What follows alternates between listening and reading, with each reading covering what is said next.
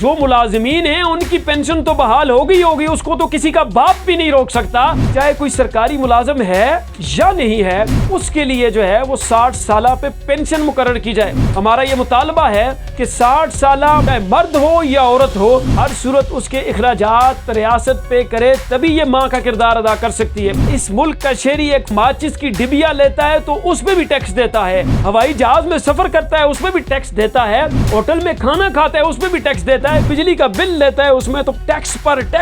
Tax دیتا ہے، اور جب اس کو پیک بیک کرنے کی باری آتی ہے تو ریاست کہتی ہے کہ ہمارے پاس کچھ نہیں ہے۔ تو ریاست کو ہم نے تو نہیں کہا کہ آپ چور بازاری کریں، ریاست کو ہم نے تو نہیں کہا کہ آپ اپنی عیاشیوں میں سارا کچھ خرچ کر دیں۔ کسی طرح بھی ملازمین کے حق پر، ان کی تنخواہوں پر، ان کی پینشنوں پر شب خون نہیں مارنے دیں گے۔ ایک شخص آپ کو اپنی ساری زندگی دیتا ہے، جب بڑھاپے میں پہنچتا ہے تو آپ کی ریاست اسے کہتی ہے کہ ہم آپ کو کچھ دینے کے لیے تیار نہیں ہیں۔ اگر 60 سالہ مرد، عورت یا ایسا معذور جو مزدوری نہیں کر سکتا، جس کے نہ دونوں ہاتھ ہیں نہ دونوں پاؤں ہیں، یہ ریاست کی ذمہ داری میں ہے اور ریاست کا کام ہے کہ ان کی منتھلی پینشن مقرر کرے، ان کا ماہانہ مقرر کرے، تاکہ ان کے اخراجات جو ہیں وہ ریاست ادا کرے اور یہ پرسکون زندگی رہ سکیں، اور انشاءاللہ ہم کروا کے رہیں گے۔ بسم اللہ الرحمن الرحیم۔ بڑے افسوس اور دکھ کے ساتھ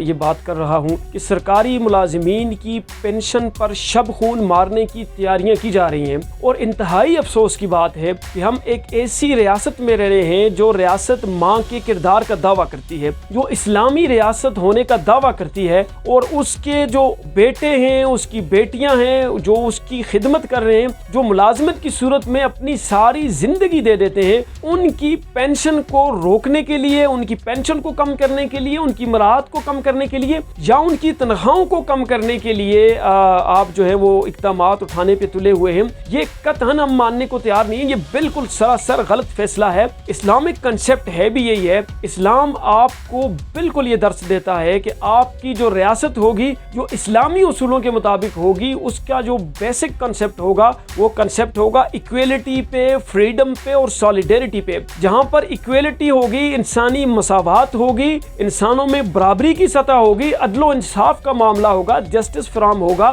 مساوات کے مطابق جو ہے وہ سارے معاملات چلیں گے، وہ آپ کی ریاست فیصلہ کرتی ہے۔ اور یہ مساوات یا عدل و انصاف کا فیصلہ نہیں ہے کہ ایک شخص آپ کو اپنی ساری زندگی دیتا ہے اور وہ ساری زندگی میں دینے کے بعد جب بڑھاپے میں پہنچتا ہے تو آپ کی ریاست اسے کہتی ہے کہ ہم آپ کو کچھ دینے کے لیے تیار نہیں ہیں۔ وہ علامہ اقبال نے کہا تھا نا کہ حضور دہر میں آسودگی نہیں ملتی، حضور دہر میں آسودگی نہیں ملتی، تلاش جس کی ہے وہ زندگی نہیں ملتی، ہزاروں لالا و گل ہیں ریاض ہستی میں، وفا کی جس میں ہو بو وہ کلی نہیں ملتی، صلی اللہ علیہ وسلم۔ علامہ اقبال کی اس کنسیپٹ پہ جو اسلامک کنسیپٹ ہے، آپ کا ایکویلٹی کا جو کنسیپٹ ہے، آپ فریڈم کا کنسیپٹ ہے کہ آپ کی ریاست میں ہر ایک آزاد ہے، سالیڈیرٹی کا کنسیپٹ ہے کہ آپ کی جان کا تحفظ ہوگا، آپ کے مال کا تحفظ ہوگا، آپ کی عزت کا تحفظ ہوگا۔ اور جب آپ کی نا یہاں پر تو دیکھیں، اب جب 60 سال کو پہنچتے ہیں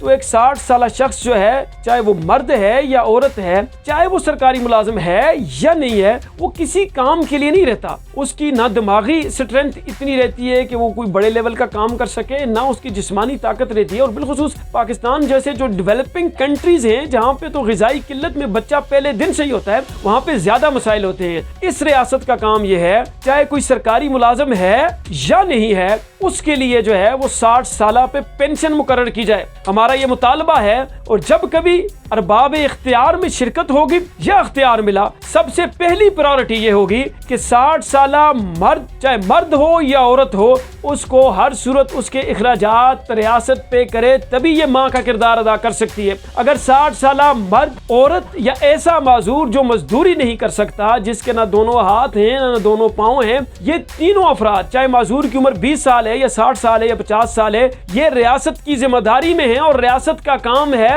کہ ان کی منتھلی پینشن مقرر کرے، ان کا ماہانہ مقرر کرے، تاکہ ان کے اخراجات جو ہیں وہ ریاست ادا کرے اور یہ पुरसुकून जिंदगी रह सकें। आपकी रियासत क्यों नहीं अदा करेगी कि ये इस मुल्क का शहरी जो है वो आपकी एक माचिस की डिबिया लेता है तो उस पे भी टैक्स देता है, आपका इस मुल्क का शहरी एक फंटा टॉफी लेता है तो उस पे भी टैक्स लेता है, एक बबल गम लेता है तो उस पे भी टैक्स लेता है, हवाई जहाज में सफर करता है उस पे भी टैक्स लेता है और टैक्स देता है, होटल में खाना खाता है उस पे भी टैक्स देता है, बिजली का बिल लेता है उसमें तो पता नहीं टैक्स पर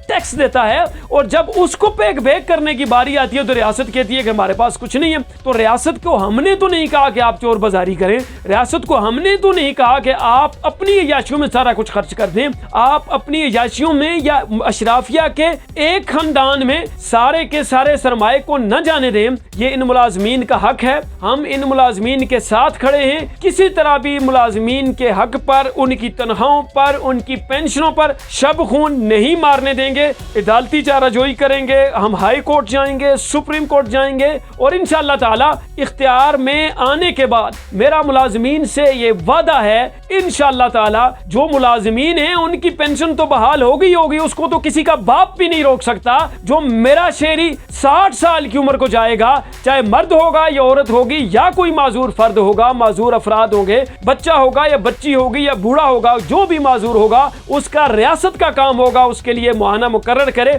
और इंशाअल्लाह हम करवा के रहेंगे। जिस सूरत में भी इख्तियार में आए इंशाअल्लाह ताला रियासत की जिम्मेदारी होगी कि वो इन शहरियों से इतना बड़ा टैक्स लेने के बाद उनको पे बैक भी करे।